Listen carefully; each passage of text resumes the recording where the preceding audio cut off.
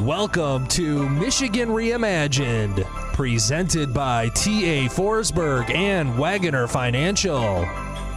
And here's your host, Chris Buck. So during the pandemic, the entertainment industry was literally shut down. Many artists that were on the rise saw their opportunities canceled for the better part of 18 months. Luckily, Share the Music Foundation has made a commitment to help support these artists with concerts held in the Greater Lansing area. Here to share the story behind Share the Music Foundation is the board president, Mr. Grant Hendrickson. Welcome to the show, Grant. Hey, Chris. So glad to be here. Thanks for having me. Absolutely. Now, I call you the board president, but this is your brainchild, right? This is your endeavor. Yes. I got crushed by COVID in spring of 2021. So it was the second wave, the Delta variant, and spent a week in Sparrow Hospital. And yikes. Personally, okay, not as a musician you got crushed. You personally felt the actual really scary COVID effects of not being able to breathe. And as a healthy 38-year-old at the time with a wife and a daughter, I was hearing everybody around me pleading for their lives, and many of them didn't make it out of the hospital. And yikes! And I stopped and paused and thought, reflected about, if I get out of here, I promise I'll do more to try to help the community. Sure. And, my background is in music. I went to the University of Wisconsin-Madison to pursue a music education degree and sang a cappella with the Mad Hatters, and then decided rather than teaching after I finished school, I'd move to LA and try the singer-songwriter thing. Okay. And worked out in LA and waited tables at the Ivy and was trying to play clubs, and then actually joined back with some college buddies singing professional a cappella in a group called the Cat's Pajamas. Toured the world on cruise ships for about 4 years, and did a stint down in Branson, Missouri, 5 nights a week in national tours, and then ended up in Chicago with my wife, who was working for Second City. As an improviser actress, that's the feeder for SNL. Yeah. Became a musical director for them on the piano. And then we were like, we can't afford to start a family in Chicago, moved back here where my wife is from, and started a wedding entertainment company and got into the insurance business, working with companies on their benefits to offer their employees, which is how you and I met. Right, yes. When I was I'm still at Brogan. That's my day job. But being here now for 11 years, and it seems like the national caliber talent really kind of is in Detroit or Grand Rapids. Right. And the capital city has gotten skipped over. Yep. And during the pandemic, when everything was shut down, and a lot of my friends who are really, starting to see that success, that 20 years in the making kind of finally overnight success, what it seems like, I said, well, why can't we try to bring some people here to the capital city, do it outdoors? Because the pandemic, we learned, the science says, the particles, disperse outside. So I talked with my wife and Dana Bennett, and we created Share the Music Foundation in an effort to bring national talent here, and then use the monies to pay these artists what they deserve, and then all profits go to local nonprofits.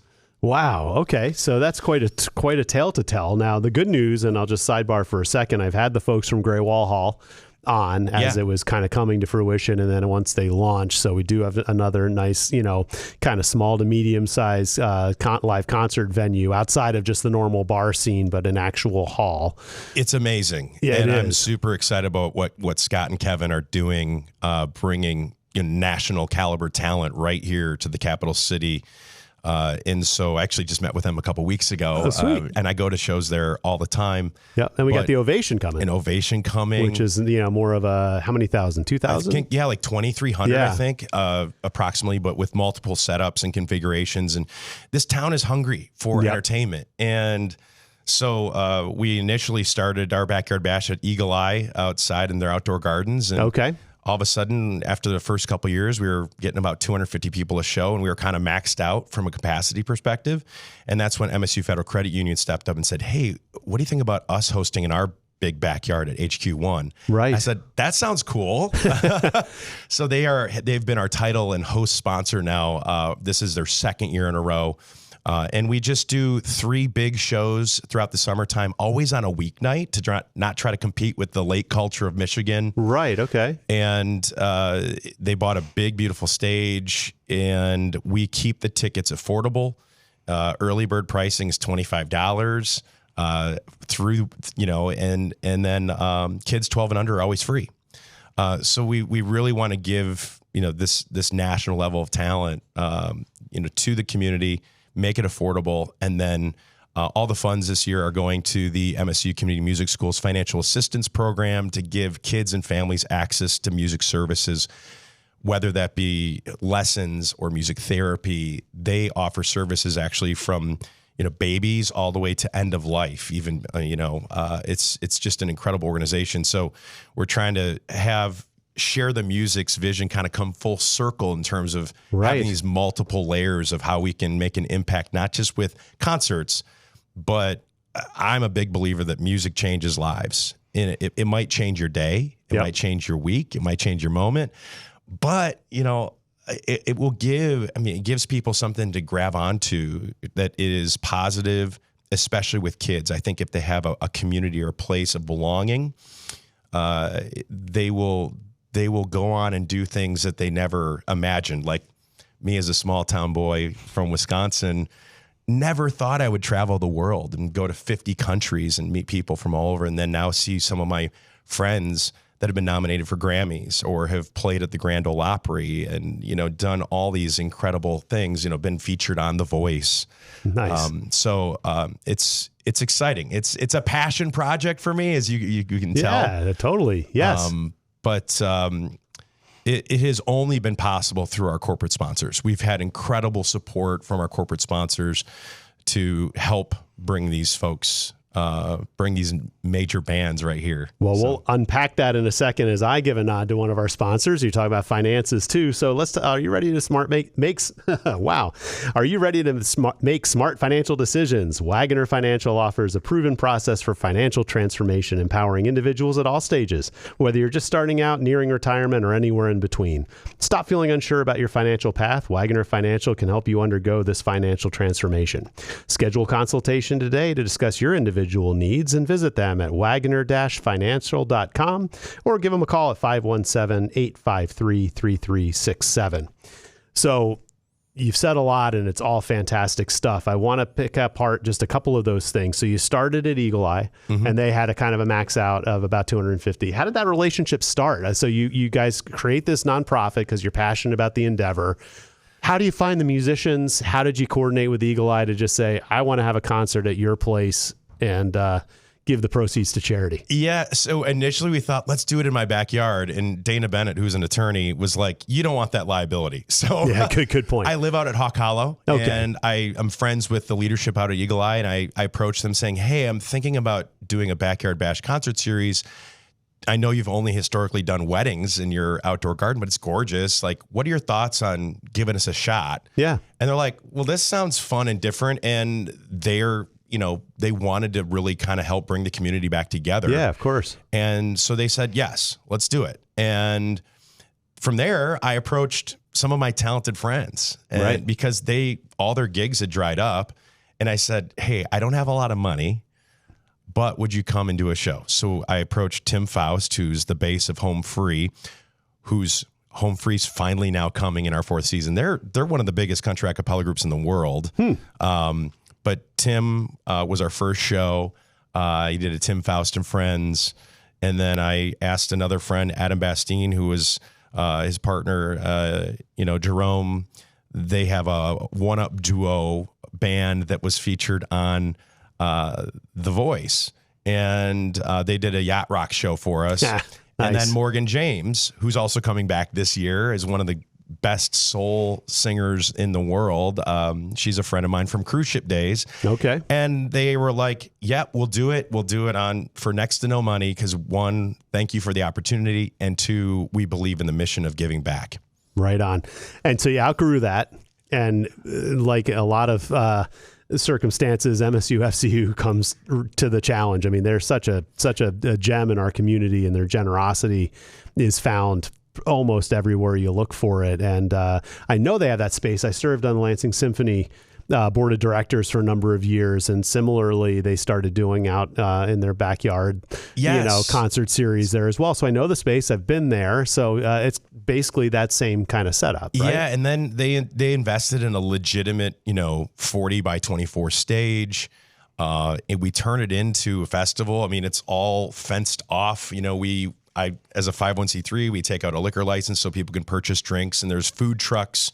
Nice. But it's like going to a festival on a Wednesday or a Thursday night. So, you know, it's, you know, doors open at 6. Concerts always happen at 7, usually, you know, 90 minutes straight through. Right. And people love that they can drive down the street and get to this and have these incredible experiences. And, you know, I mean, the corporate community has really, really been so excited about this because we're the capital city. We've got Michigan State right here.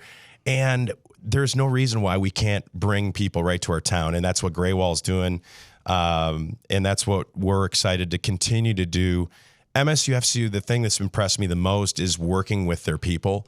I mean, we see their names on everything as sponsors, but their people from top to bottom walk the walk. And it's a lot of work to put these things on. And so if you're listening to this and you want to find out, how, you know, if you want to come volunteer you know, we need help. You know, if you want to come work one of the events, you get to watch it for free, but also, you know, we need ticket takers, we need bartenders, we need various things.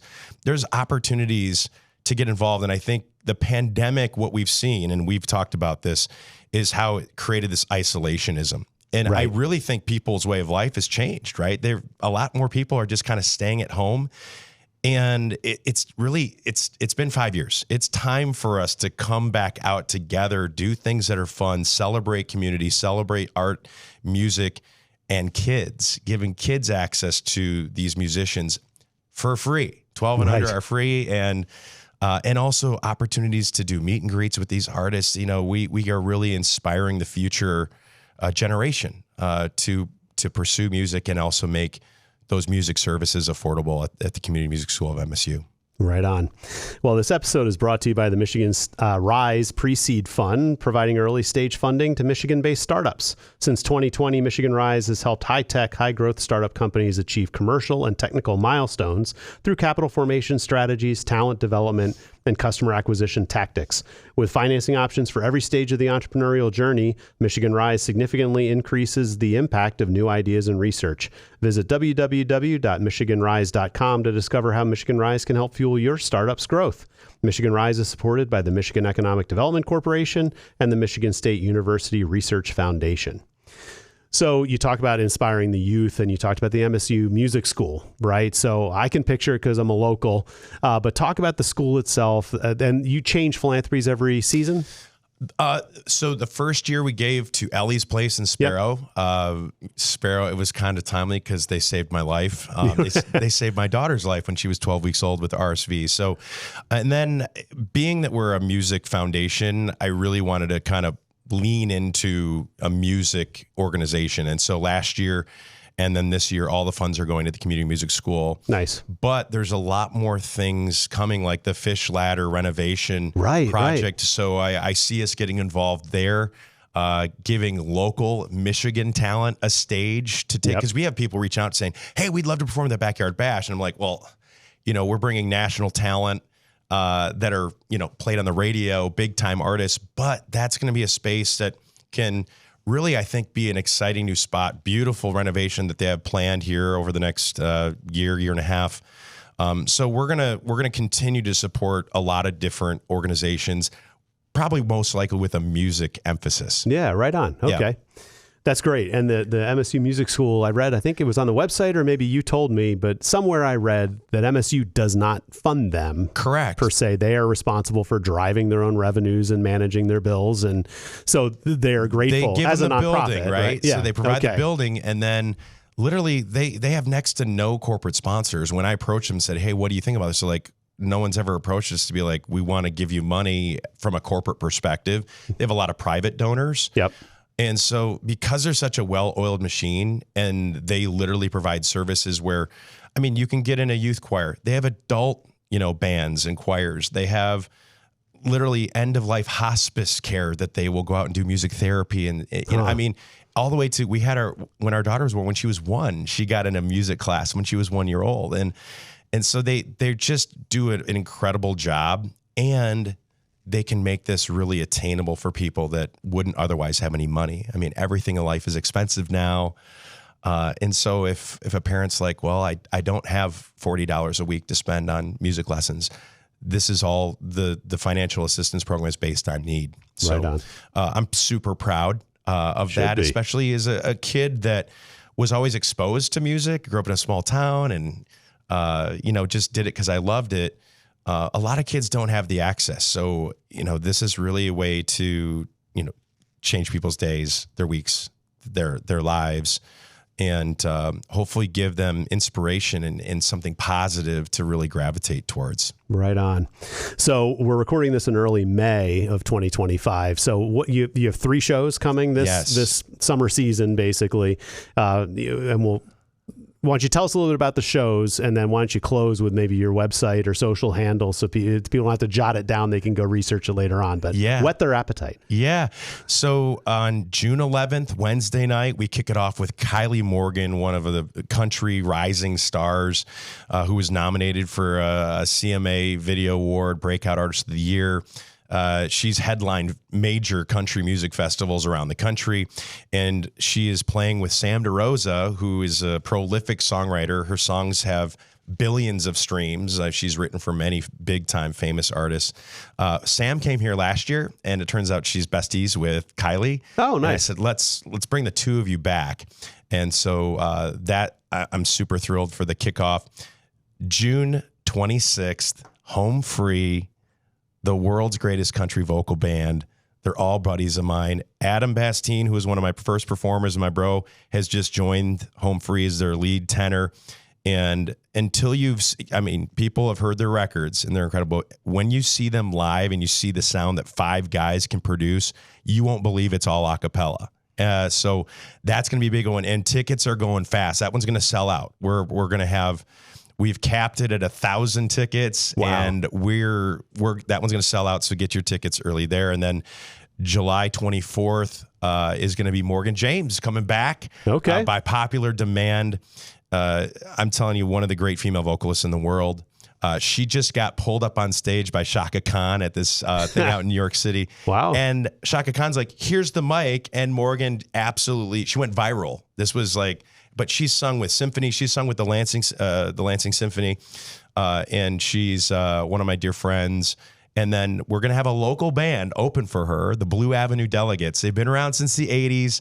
They used to play the Green Door like every Monday night. That was like the spot. Right. I went and saw these guys at Urban Beat, and they crushed it. And so we've got something for everybody. These guys are in their 70s now, and they love it. They play out like a handful of times a year.